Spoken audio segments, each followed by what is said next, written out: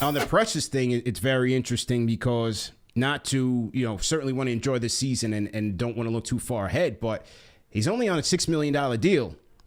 Only 1 year deal, final year of his deal. He did, as part of getting that bag, there was no market for him in the offseason. So part of getting that bag, he kind of waived that technical no trade that he had coming to him. So I think it's going to be interesting to see if he continues playing like this, if his market value goes up. That's going to be an interesting decision for these guys to make as they creep near that second apron in the offseason. Yeah, I think it's even going to be interesting for the next 2 weeks or week with the deadline coming up, right? If you would have asked me 2-3 weeks ago, do I think that they would have tried to upgrade the center position? I think the answer would have been yes. The Knicks are telling teams that Mitch is around the corner.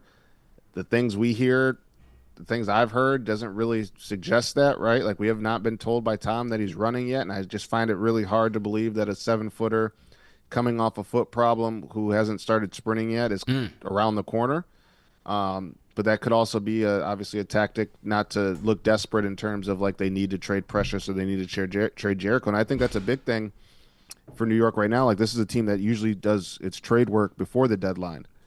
And I think the fact that they haven't yet and the deadline's a week away kind of suggests to me that they're holding out to see as long as they can to see where Mitch is, while keeping Precious and Jericho as kind of insurance and as centers behind Cat. But like, if you would have asked me 3 weeks ago, I'm not sure that. I mean, Precious was the human trade. What do they call those things? Trade exception. Yeah, right. Like, it was basically destined for him to get traded. It felt like. That's right. And I think that this team, with the way he's playing, the uncertainty surrounding Mitch, I feel less likely that he gets moved by next week as opposed to maybe a few weeks ago, right? I think this team is more likely to upgrade or add a wing than it is a big man right now. Obviously, I'm sure it depends on who's available and becomes available, and who New York could tangibly get with its limited asset pool. But the way Precious is playing, I think it certainly makes me raise the question: like, I'd be less surprised now than I would a 2 months ago that Precious is on the team after the deadline. Like I said, he's playing well. The uncertainty with Mitch. Cat obviously has history of foul trouble, and he's had issues with injuries too over his career, right? So they do need some assurance there. I think the Knicks are more likely to marginally address the wing issue, so that they can play less minutes for their main three guys. But we'll see. But I do think Precious has made himself an interesting case. Because, like you said, he's playing really well, and it felt like once he signed that deal, it was destined for him to get traded by the time the deadline came. But I'm curious to see how that plays out now. Yeah, I don't think there's any way they can trade. They can afford to trade him. Just how versatile he is, his comfort with this team, the chemistry with this team, two-way player right now. And it's like, I agree with you. I think they need to address the wing position, but with his salary, in every trade scenario I see, and of course, Leon and these guys always pull a rabbit out of a hat. You never know, but it's always like his salary's more like an aggregator, and they can't even afford to aggregate depth. To get one or two guys extra in here, they can't afford it. Right. Yeah, the Mitchell thing really put a monkey wrench in. I think one, what they thought the ceiling could be for this team as soon as this year, and two, the ability to tinker in season. Because I can't see a team, and talking to people around the league, I can't see a team trading for Mitchell without knowing, one, that he's healthy, and two, if he's not healthy, the Knicks attaching assets to him. And I just don't think New York's in the position to attach assets just to get rid of Mitchell Robinson. No, that doesn't make sense.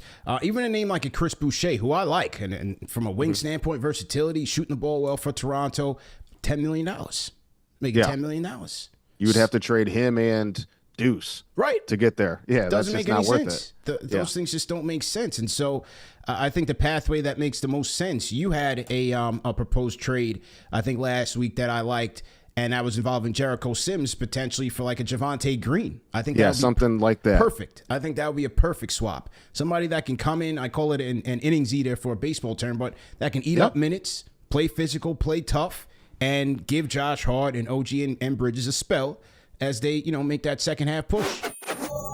Underdog Fantasy is the place to play if you're a fan looking to cash in on some of your favorite athletes' performances. Available in over 30 states, including New York, California, and Texas. Just call your shot on higher or lower on 2 or more player stats for your chance to win real money. Use our promo code KFTV for up to $1,000 in bonus cash plus a free pick. So download the Underdog Fantasy app today and turn every bucket into a W.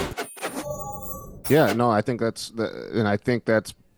been discussed in some way. I think that type of move, particularly, like obviously Jericho is out of the rotation, and they can, while they obviously need some assurance or insurance with Mitchell's situation up in the air, they can afford to move on from kind of rearrange the chairs, move on from Jericho.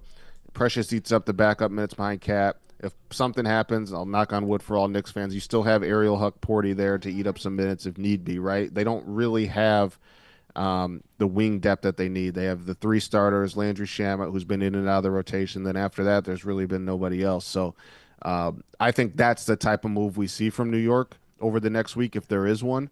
Something like that where it's like your average NBA fan be like, who the hell is Javonte Green or who the hell is Simone Fontecchio, right? But they're guys who can eat minutes, who can be productive, and in a pinch, if you need them to close a game, they're good enough to close a game. I think those are the type of moves that we see from New York as opposed to anything splashy. Just because they can't do anything without involving Mitchell. Right. Obviously, assuming that none of the starters are gonna get moved, which nobody expects. Mm-hmm. But without moving Mitchell, they can't really move the needle in terms of adding something substantial or a name people might know between now and the deadline. Have there been any rumblings in terms of potentially now? They would still have to make some adjustments here to get these guys in that last roster spot. But T.J. Warren, I even look at Achiuwa Okeke down in the G League. Any rumblings and potentially adding those guys during that vet minimum kind of March time frame? Yeah, I wouldn't be surprised if that presented itself, especially if there's nothing that is there for the Knicks at the deadline. They do have an open roster spot, as you said. I don't think they can fill it with a signing until March 1st, I believe. Mm-hmm. So there might be some time there. I need to double check that, but I think that's the case. But I definitely could see something like that. Maybe they go into the playoffs with 14 guys. I'd be surprised. Like, why not just add somebody? They're at that point you're far enough away from the second apron that you could do it. But TJ Warren obviously is a guy who's played a lot of basketball in this league, has looked good in the G League, and just to have another body out there available, I think would be helpful. But certainly I think that's something we could see if they're not able to pull something off in the next week. Shout out to Rayon Mod in the chat. He says, can you ask James about Utah as a potential trade partner with Walker Kessler? I think a lot of Knicks fans are still holding out hope, keeping the light on for a Walker Kessler trade.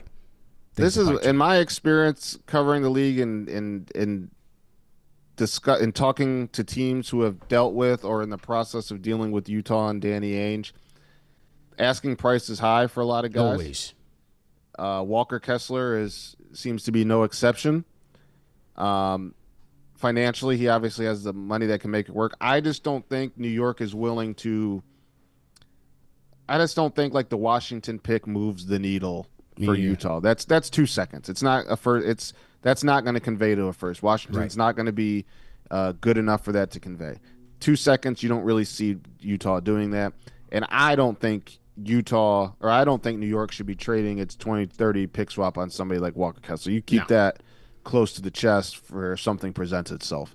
I just don't see how it happens. Just given what usually the asking price is for Danny Ainge players, especially ones who are productive and on very cheap deals. Yeah, that's not bargain basement. He's not helping anybody out. You got to pay to play with Danny Ainge, and so I just don't see that. But hey, anything is possible. My thought is that as you said, that the Mitch thing is kind of cryptic in terms of non-committal in terms of when he's going to come back. They said he was supposed to practice end of this month. So it's January 28th. We had January 28th. So I don't know. But hey, if these guys can play this way and he comes back by April, hey, so be it. Because the way this defense is playing, you add in a Mitchell Robinson, even if he's at 80% of who he was, I think this helps move the needle, especially defensively for this team. Man. Yeah, that could be your deadline addition. I have been under the impression that, I'll just say this: if you told me Mitch started practicing in 3 weeks, I wouldn't be surprised. If you told me Mitch doesn't start practicing until March, I wouldn't be surprised.